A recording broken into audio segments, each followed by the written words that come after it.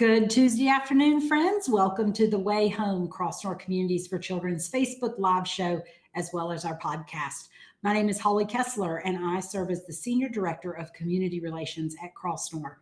We are here every Tuesday afternoon on Facebook talking with some of our staff members or perhaps a community partner, and we enjoy our conversations about the work that we do, about the child welfare system, different ways that we're engaging in our community. If you miss our live show, you can always rewatch on our Facebook feed or catch the show on our YouTube channel. Our podcast comes out on Fridays on our blog at crossnore.org, so there are plenty of ways to watch and engage with us this week. And we're super glad that you're here. Today, I'm welcoming two guests to the show. Dr. Dawn O'Malley is Crossnore's Vice President of Clinical Services, and Amy Mock is our Director of Tailored Care Management. It's a mouthful, Tailored Care Management. Dawn and Amy will be discussing our newest service line and how that helps us to meet our mission and why this is an important service for us to offer into the community. So join me in saying hello to Dr. Dawn O'Malley and Amy Mock. Hello, friends. Hello, nice to see you. Good to see you too. I'm glad y'all are here today. Before we get started and jumping into that mouthful of tailored care management, why don't you guys introduce yourselves? Tell us about your role at Crossnore, how long you've been here, anything else about your life that you want to share. And Dr. O'Malley, I'll ask you to go first. Okay, yeah, terrifical. I just created a new word right here. That's a great word. I'm not sure what I was trying to combine there. I'm the Vice President of Clinical Services. I have the great privilege of being able to play a role in the types of treatment and support services we provide for children that are in our care at Crossnore. Mm-hmm. So I work with our outpatient department that provides different types of therapies for kids, and helping our cottage parents manage challenging behaviors, and a whole host of other things. So I've been here just a couple of years, and I've been a psychologist for about 30. Wow, that's a long time. You don't look like you're nearly that old. Oh, I'm plenty old. Amy, tell us about you. Hi, my name's Amy Mock, and I am the Director of Tailored Care Management. And yes, that is a mouthful here at Crossnore. Been with Crossnore for about a year. And so in my role with care management, I currently supervise all the care managers and care manager extenders that we have for this service. By trade, I'm a licensed mental health therapist. Been doing it probably just a little under 30 years. And I have a lot of experience with kids and families in North Carolina, specifically in child welfare and those that utilize services. Well, that is awesome. We are delighted. You guys have both just been here a short time, a couple of years or a year in Amy's case. And so we're delighted to have you guys as part of Crossnore staff. Amy, tell us exactly what tailored care management is, because my guess is that this is probably a new term to a lot of people. It is, but it's not, right? So the idea of tailored care management came out of the concept of whole person care, right? Mm-hmm. So when you look at North Carolina and Medicaid transformation and the idea that one entity or one plan would then be over and oversight over both physical, mental health, pharmacy, long-term service needs. So everything a member, recipient, person who utilizes services could actually need, right? So the idea with tailored care management, it was, there's always been care managers and care coordinators, right? Different names for different related things. But the idea that care managers with tailored care management look like truly at the holistic person, right? Mm-hmm. So it isn't just looking at their mental health needs. It's looking at mental health needs, their physical needs, yearly checkups, if they have chronic diseases, good disease management practice, pharmacy, medications. And I think one of the biggest factors, which is newer in North Carolina and Medicaid nationwide, is really looking at what they call social determinants of health. So things that aren't necessarily diagnosable, but that affect people in their daily lives, whether that be a place to live, rent money, food for the table, heat, right? And so the recognition that those things are also important, right? When you're looking at someone's wholeness, right? And well-being. Right. And that's basically what North Carolina had begun. And this is instrumental in the tailored care management process. Okay. Okay. So we're going to talk a little bit later, kind of what does a tailored care manager do on a day-to-day basis. But Dr. O'Malley, how does this service line of tailored care management fit into our overall mission at Crossnore, which is to grow healthy futures for children and families? How does care management support that mission? Yeah, absolutely. I kind of like to think of it as the really important icing on the cake, right? Yeah. So at Crossnore, when a child comes into our care, we are responsible for their well-being in all their life domains. So is their living environment safe and comfortable and loving? Are their physical health needs being taken care of? Are they getting their physicals on time? Are they, if they fall down and scrape a knee, or is it being cleaned up? Or if they have a chronic health condition their treatment plan's being followed. We're responsible for their mental health, and their that mental well-being. So if we're work on building resilience in kids. So for kids who maybe don't have a mental health diagnosis, we want to just build the skills that they already have and minimize the risk of having a mental health issue or behavioral issue later. For those that do, we provide treatment services. We are responsible to make sure that they're getting their schooling. Many of our kids attend school on our campus, others are in the community. So Crossnore is always our mission has always been to treat the whole child and to make sure the whole child's getting what they need, and then of course bringing in their family as well. So what tailored care management allows us to do is to have people that are specifically is their job to make sure all of those pieces are linked and that the child's needs are being met in each of those areas. And that's their full-time job, to make sure we're doing our job in a lot of ways. Does that doesn't necessarily mean then that Crossnore provides each of those individual services? We do have a lot of those services, but there may be other providers providing the service, right? Absolutely. Yes, Okay. absolutely. And Absolutely. so Yeah. then the tailored care manager is just sort of coordinating and making sure all those services are actually being offered. Exactly. And that the folks are following the plans that are in place, and that the people that on the team are talking to each other, because that's really important too. We have trouble with that. We get busy in our daily lives and it's hard to pick up the call, the phone and call and coordinate with somebody. So the tailored care manager makes sure that happens as well. And you and Amy have both sort of touched on this a little bit, but why is this so important for children and families? I think particularly for those that are involved with the Medicaid system. Well, I think that the Medicaid system and actually big medical systems and mental health systems are complicated and complex. And, it's not, how to navigate those systems are not things that people learn naturally or find out naturally. And unfortunately, we don't have that information at the time that we most need it. And then on top of that, if we're out seeking supports of this kind, we're under stress. So we're not always doing our best problem solving, and it's just hard to sit down and make a plan. So I think it's, the field and the general ideas about well-being have given us information that people need support, and they need to have somebody that there's their go-to person to help them make those plans and access those services. Yeah, I think we probably everybody can relate to the idea of it is, like you said, big medical systems are hard to navigate. Even you can be just the most educated person on the planet, and it's still hard to pull all those pieces together. And like I see my grown children trying to do that with their children, especially if any of them have a mental health diagnosis, and we have a grandchild that has a mental health diagnosis. I also think about my own dad, just trying to navigate that for him as an elderly person, and me as his healthcare power of attorney. It can be maddening. That's right. And for most of us, if we're fortunate, we're only doing that for one or two people, right? And you're doing it at different times. So, the advantage a tailored care manager has is that they've done it thousands of times. So they know all those pitfalls, and they can help people avoid those and get the things that they need more quickly, and hopefully take a burden off of people who really want to focus on their child or their spouse or themselves. So it really is about making the whole process easier, which I just love that. That is amazing. So Amy, talk to us about what a care manager, and you also mentioned care manager extenders. What do those folks do on kind of a daily basis? What does their life look like? Right. Well, and it's different today than it'll be a year from now. As this program's it started, I mean, everything didn't start until December 1st of 2022.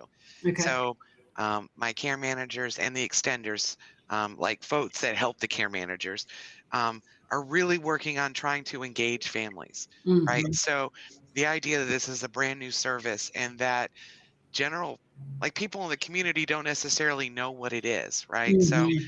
a lot of what we do is, um, you know, talking or attempting to call folks that are on lists that we get sent by the state of folks that qualify for this service, right? And explaining what it is, explaining how it could be helpful, right? And then if the person consents or says, sure, I'd like to know more, then we begin the process of like, okay, let me come out. Let's work on getting an assessment done. Let's figure out what your needs are, right? And all those different life domains that Dr. O'Malley spoke of earlier. And then once, the assessment process is not a one and done, but we at least start with one, right? Mm-hmm. So we can begin to develop what we call a care plan, which Mm-hmm. is which is really a roadmap, right? So it's, all the things that we talked about for physical and emotional well-being. What kinds of things could we work on that could increase the chances that that's a better outcome for you, Mm-hmm. right? So again, the assessment is done, and then we work with the families and the kiddos using a systems of care perspective, um, to really work on like, what is it you want your care plan to be, right? What are the things that could be helpful? How do we help have all the different components and people talk? Is it having your school people talk to your primary care physician or your mental health provider, or, basically identifying what could get in the way and how we take down those barriers. Um, Mm-hmm. so they are doing that, like I said, between trying to engage, calling new members, because we get new lists to us sent all the time of folks that are eligible for the service. So it's kind of an ongoing process of, getting them, engaging them, assessing them, working on care plans, and then going with the day-to-day stuff of what happens, right? Mm-hmm. Mm-hmm. In some instances, folks won't need a lot from us in the beginning, but Sure. then there are other times when, just like all of us, we all go through times of turbulence or crisis, and we have found that a sense of belonging and a sense of connectedness is really helpful during those times to build a sense of resilience and how to overcome the issues that are in your way. So Mm-hmm. Mm-hmm. so at any given day, they could be calling to engage families, working on assessments. Once they have care plans, if folks need like rental assistance or things related to food assistance, or um, finding an after school program to keep Johnny busy, right? Mm-hmm. Because he tends to not get as much trouble if he has things to do. Like Right. all of these things are things that the care managers and extenders can work on with the families and kids we work with. So, two things you said, Amy, that really struck me is one is about the assessment. So, you go in and you're really looking at each individual situation. It's not a like this is our program and you have to fit into this, right? Exactly. Yeah, I love that. And then, Exactly. sort of along the same lines, it's really sort of more personalized care because not everybody has all the same needs. And also, not everybody has the same resources. So maybe there are some things that people are handling well on their own and need a little support over here. And maybe somebody needs support in all of it. Am I Exactly. hearing that right? Like that's what how you personalize that care? Absolutely right. Yeah. And so the assessments that we do, there's a real strong like we we do assessment over general stuff. So my care Mhm. managers are not therapists or clinicians, right? Right. They are folks that have real lived experience in the field doing care management related stuff. So the idea of these assessments is taking all the different entities that are out there and fitting the puzzle pieces together. Sure. Right? Sure. And then figuring out what pieces are missing, how we get people access to those pieces, and where to go. And so for those pieces, yes, like Dr. O'Malley and I talked about, we do offer some of those services at Crossnore, so maybe they could access some of our Crossnore services. But you're also looking to community providers, community partners to fill in some of those gaps, right? Absolutely. I think building strong connections with community partners is Mm-hmm. probably the best way to be successful here, right? Because we're trying to aid in something where an individual person may not have that connection, but Right. we may, because we may have done it 20 times previously, right? Sure. And so um, going out there every day and working on building positive relationships is part of the job, Mm-hmm, right? Because the better relationships we have with community providers, the better services we can get folks connected and linked to. absolutely, absolutely. Amy's missing a really important part, which I'm sure she's blocking out, which is that tailored care managers are available to their clients 24 hours a day, 7 days a week. Wow. Yeah. So they only have to pick up and call that one person. And again, then they'll, take it from there to help link that person. They're not trying, they don't have a person who, again, is in a crisis or under stress or not feeling well, doesn't have to, which of these 20 people do I have to call? Right, right. Yeah. So yeah, even it's a sometimes, responsibility. yeah, if you just had one number versus, we have some departments that have an on-call number that you call after hours, which is fine. But like you said, for somebody in crisis, if they know, I know Susie and I can call her. That's right. Yeah, that's terrific. Dr. O'Malley, Amy has talked about sort of the length of time so far that we've been working in this service line. Are you seeing any outcomes that you can kind of chart right now for children and families? Data collection takes a while, I realize, but just curious what your initial insights are. Well, believe it or not, the service, we do have some data that we have to collect for the state, which matches their goals for the service. Mm-hmm. So I'll give you an example. One of those is that if one of our clients goes into the hospital, is hospitalized, we need to make contact with them about 24 hours after they've been admitted. And while we haven't had a whole lot of people in the hospital, fortunately, those that have been there, we met 100% of our goals. So our tailored care managers were able to make contact within the timelines. And of course, that's very important because hospitalization is certainly people are under pretty extreme stress and they're generally there for a short period of time. So we really want to get things in place to support them when they come out. So getting in touch and connected to that team right away is really important. And we were able to accomplish that. And some other pieces we've been able to help parents identify therapists, clinicians that are a good match for their child. So if their child has a certain set of challenging behaviors or worries, that we're able to direct them in, connect them with somebody specifically, or with at least with an agency that specifically has folks with expertise to serve the needs of their child. Wow, those are great outcomes already. So I know that, a year from now, we can have this conversation again and there'll be more positive outcomes. That is exciting. Amy, are you doing any more hiring in your department? Do you have open positions? I have one position open in Hendersonville area. Okay. For an extender. I just hired the other one, so I'm really excited about that. That's awesome. We haven't been fully staffed throughout all of this quite yet. So. Okay. And so if people want to know more about not only tailored care management, but any of our career openings, where would you send them, Amy? Oh, I definitely send them to Google Crossnore Communities for Children. And in there are search functions for both careers. And then there's a specific section for tailored care management as well, which kind of gives an overview, right? Yeah. Yeah. And what does somebody do if they maybe they're involved in a lot of these services and they would like Crossnore to become their tailored care manager? What do they do, Amy? Right. It's a little tricky-ish, right? Because this isn't a service you can sign up for. Okay. The state actually has these wonderful, I want to call them secret, but algorithms based on like claims adults and kids have had previously, mental health, physical health, other components that would make them eligible for this service. So we get lists from the state of who's eligible for the service, right?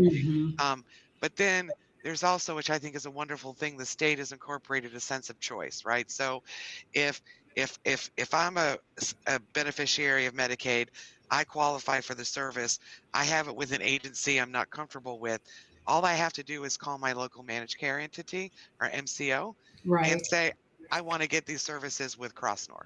Okay. And so it's a process. It can happen quickly, right? So it could all transfer can happen within a month or so, right? And so the state's idea is that nobody is pigeonholed into something that they don't want. Okay. Right. So it's the idea of you can't just call Crossnore and sign up for it. But if you have difficulties or know what it is, you can always call Crossnore. and they can get you linked to myself or one of my staff members who can help walk you through those processes.